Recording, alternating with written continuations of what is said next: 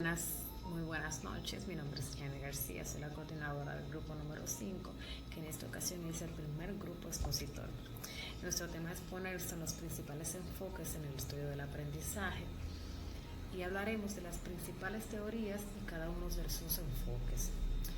Las teorías, de manera introductoria, son la forma en que cada uno de los teóricos percibe que nosotros las personas nuevas ideas y nuevos conceptos. Cada uno de estos teóricos postuló distintas ideas y dio su punto de vista o su perspectiva de la forma en que ellos creen que cada uno de nosotros adquirimos el aprendizaje. Muchas de esas ideas o de estas teorías son muy aceptadas y otras son menos utilizadas en el ámbito del aprendizaje. Encontré en nuestro material de estudio 3 criterios que me parecieron muy interesantes, porque son 3 criterios que podemos usar tanto a nuestro nivel académico como a nuestro nivel personal. Lo podemos utilizar en nuestra vida cotidiana y lo podemos aplicar en nuestro entorno.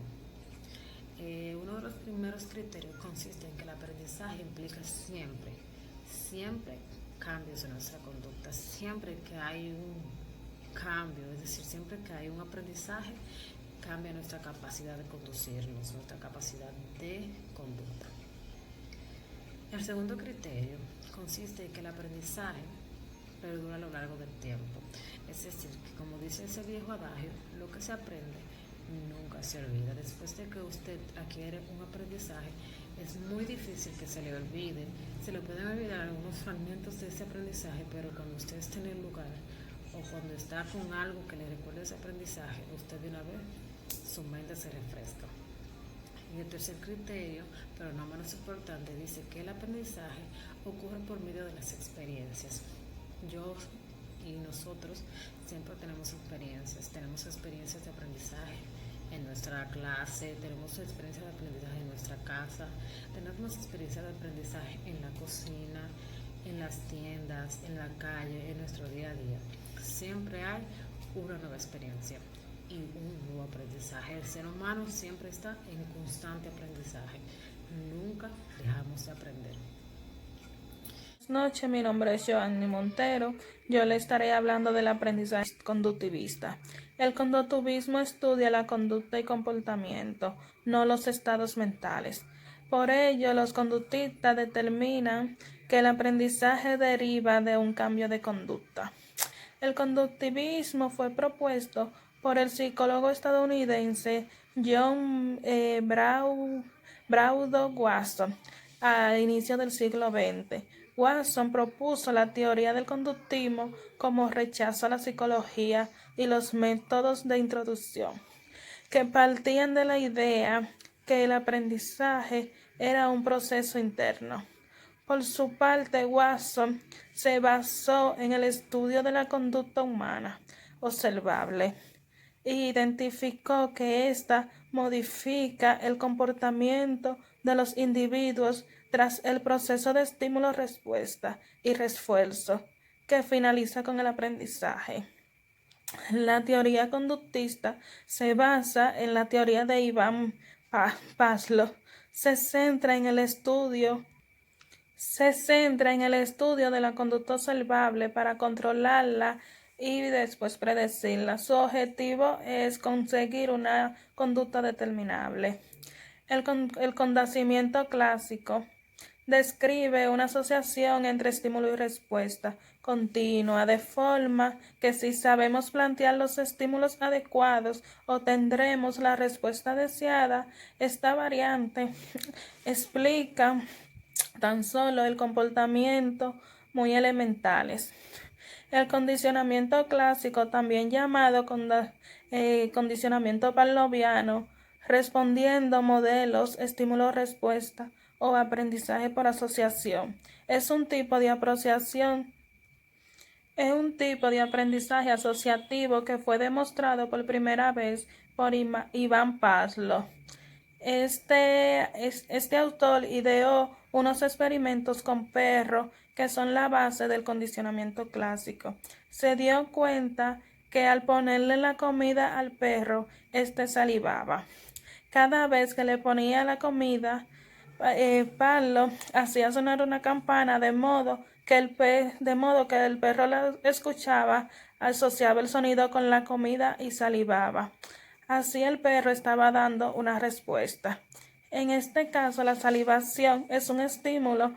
La campana, la próxima vez que escuchara el sonido, independientemente de sí, iba unida a la comida, y comenzaba a salivar.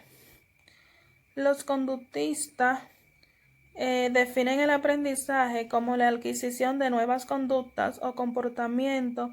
La teoría del refuerzo consiste en describir el proceso por el cual incrementa la asociación continua de una cierta respuesta hacia un cierto estímulo al observar el sujeto un permiso o recompensa. Refuerzo positivo.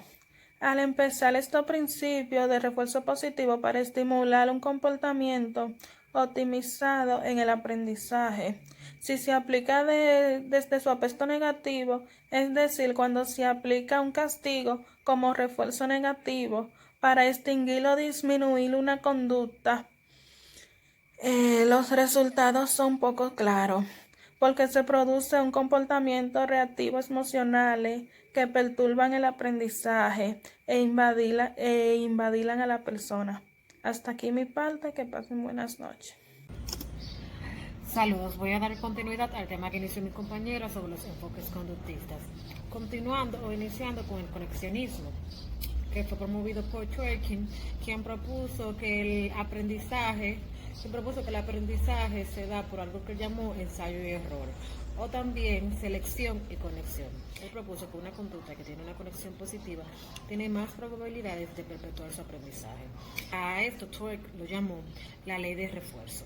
Continuamos con el principio de ambigüedad, que fue postulado por el señor Gautier, que propuso que cuando dos sensaciones se producen de manera repetitiva, estas casi siempre terminan asociándose. Por eso se llama aprendizaje asociativo, porque cuando se daba una sensación se producía la otra, y esto fue lo que él llamó aprendizaje. Luego vino el condicionamiento operante, que fue promovido por Twerking y Skinner, siendo Skinner el más reconocido en este enfoque. Skinner propuso que el aprendizaje es un proceso a través del cual se refuerza una conducta, o se dan condiciones para reforzar una conducta. A esas condiciones Skinner llamó reforzadores. Entonces, estos reforzadores aumentan la probabilidad de que esa conducta se repita. Y esto fue lo que Skinner llamó aprendizaje. Se aprende lo que se repite. Luego apareció el aprendizaje por imitación e observación. En este, Bandura propone que existen dos tipos de aprendizaje: el aprendizaje por observación y el aprendizaje mecánico interno. Estos dos tipos de aprendizaje, Bandura los propuso y dijo que representan, en su totalidad, estos dos tipos de aprendizaje representan la forma en que nosotros adquirimos nuevos conocimientos. Hasta aquí mi exposición, espero que haya sido de su agrado y que hayan entendido los contenidos. Gracias. Buenas noches, yo le estaré hablando sobre la teoría del conocimiento de la psicología, que se encarga del conocimiento, valga la redundancia, del desarrollo del aprendizaje. Su objeto de estudio es, como le dije, es el aprendizaje, la memoria, el conocimiento y el razonamiento lógico. Esta teoría se dio a conocer a través de un libro que un psicólogo llamado Ulises Uriz publicó en 1967. Este libro se llamaba Cognoscitivit. Aquí fue que se dio a conocer, se puede decir por primera vez, lo que fue la teoría del cognitivismo. También allí en el 1950 y 1960 fue que se pudo separar esta disciplina de las demás disciplinas. Uno de los precursores de esta teoría fue John Hurk, que mi compañera estará hablando sobre este autor, y también está Piaget. Jean Piaget lo que la hace es que la divide en dos partes, que son la parte de la asimilación y la parte de la acomodación. Él dice que en la asimilación el individuo lo que hace es que en su entorno, ¿verdad?, viene y los conocimientos que adquirió en aquel momento lo trae aquí y lo conjunta. Al igual entonces que la acomodación, el individuo lo hace de igual manera, pero lo trae a su naturaleza, lo hace parte de él y lo forma. Entonces, eso lo dice Jean Piaget. Hasta aquí mi participación. Que tengan buenas noches. Buenas noches, mi nombre es Adria Victoria Pérez Patricio. A continuación de mi compañera Tiseiris, Jerónimo Brunel fue un psicólogo estadounidense que hizo importantes contribuciones a la psicología cognitiva y a la teoría del aprendizaje dentro del campo de la psicología. Brunel se considera que los estudiantes deben aprender a través de un descubrimiento guiado y que tienen un lugar durante una exploración motivada por la curiosidad. Los partidarios de la teoría de Brunel ven el aprendizaje por un descubrimiento, los seguimientos y beneficios y servicios para resolver el aprendizaje tradicional o mecanista a un estímulo los alumnos para pensar por sí mismos y plantear la hipótesis y tratar de conformar una forma sistemática. Sus aportaciones a la psicología, al lenguaje y a la educación han sido lo más relevante, siendo este último aspecto para mayor difusión han tenido que pasar. Brunel nunca ha sido un pedagogo en el sentido de estricto de términos, sino un psicólogo interesado por la psicología. La psicología por descubrimiento, según Brunel, es el proceso de reordenar o transformar datos y modo que permiten ir una nueva comprensión al aprendizaje por descubrimiento, que es la capacidad para resolver problema y es la mitad principal del conocimiento verbal y es la clave de transferencia en método del descubrimiento, que es el principal para transmitir el descubrimiento. David Husserl fue un psicólogo pedagogo estadounidense de gran importancia que caracterizó el aprendizaje significativo y nuevos conocimientos y nuevas informaciones y estructura cognitiva de las personas que aprendan en forma sustantiva o no literal. El aprendizaje significativo es el aprendizaje del mecanismo humano por la excelencia para adquirir y almacenar la inmensa cantidad ideas e informaciones representadas en cualquier campo del descubrimiento. Hasta aquí en mi exposición. A continuación, mi otra compañera. Ya les estaré hablando sobre el constructivismo.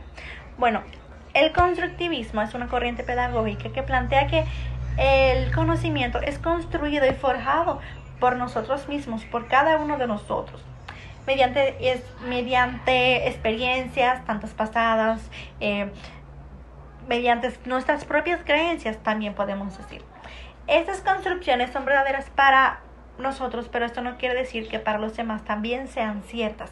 Por eso decimos que este aprendizaje es subjetivo, a diferencia de las teorías conductuales y cognitivas, ya que estas son objetivas. Lo que se busca aquí en todas es aprender, pero la diferencia de la constructivista es que esta trata que el ser humano forje e interprete de forma propia su aprendizaje.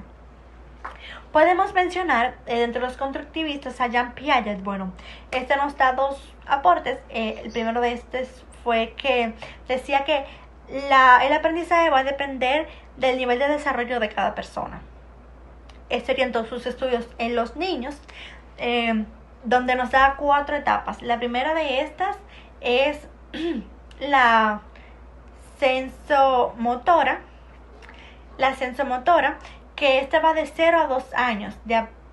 El aprendizaje aquí es acerca de los objetivos físicos. Por otro lado, tenemos la etapa preoperacional, que se da de 2 a 7 años.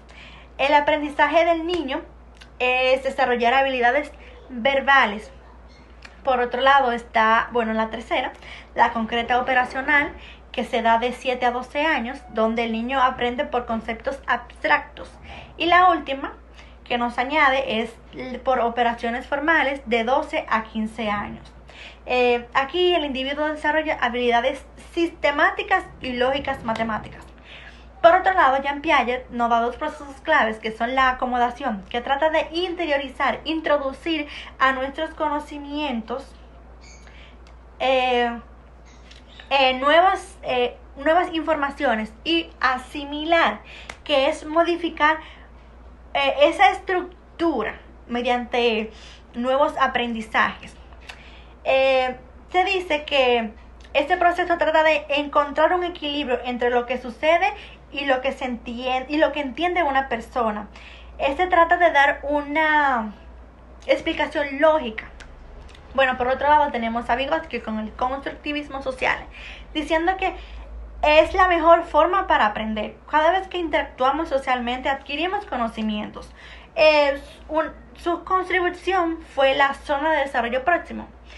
Esta es la diferencia entre el nivel de logro en el que estamos y el nivel de logro en el cual podamos alcanzar.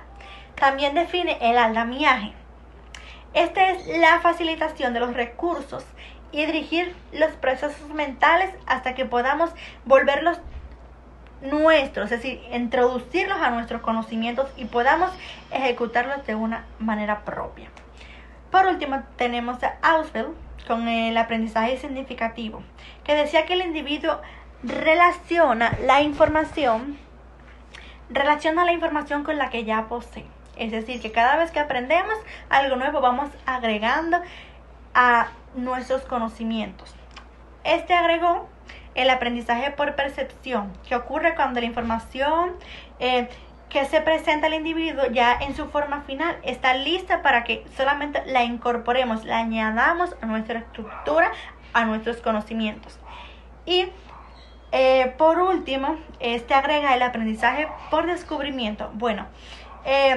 Que este ocurre cuando la información o el contenido tenemos que recurrirlo, tenemos que buscarlo para poder incorporarlo a nuestros conocimientos, a nuestra estructura cognitiva. De conclusión, yo puedo decir que el constructivismo es una de las teorías del aprendizaje en las que se basa que nosotros los estudiantes debemos construir nuestro aprendizaje. Basado en nuestro aprendizaje pasado y nuestro aprendizaje actual o presente, debemos construir nuestro aprendizaje a futuro. Y que cada uno de los maestros que pasan por nuestra vida o que nos enseñan algo son guías.